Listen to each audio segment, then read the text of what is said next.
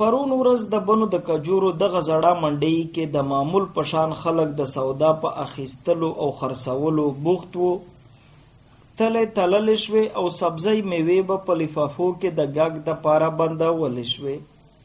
کاروباریانو د میونسپل کمیټۍ بنو چارواکیو نه دا غوښتنه کوله چې د سسته بازار د جوړولو په نوم د دوی نه دغه منډۍ نشي ورانولی، ځکه چې د دغه منډۍ سره د 400 پورې کورنۍ په کاروبار دي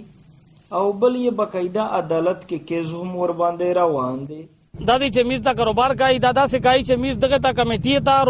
روزمره په حساب سره پرچا ورکوي، تخ بازاري پیس ورکوي. لہذا میز دا خپل سیاسي لیډرونه ته او د باندې مشورونه ته دا اپیل کوي او دا میز احتجاج ریکارډ کوي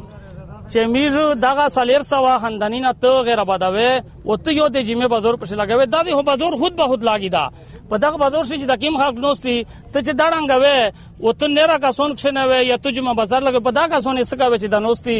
میر موجوده حکومت ته دا سوال کوي، دا درخواست کوي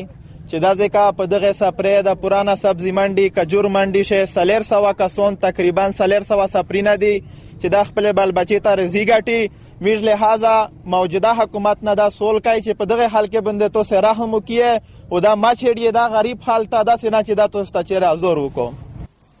ولې عدالت کې د روان کیس باوجود هم 13 شپه بنو کې د کاجورو په خوانی منډۍ باندې سرکاري ماشينري شپخون کړي دي، سپرونه او ټاپري یې راغورځولې دي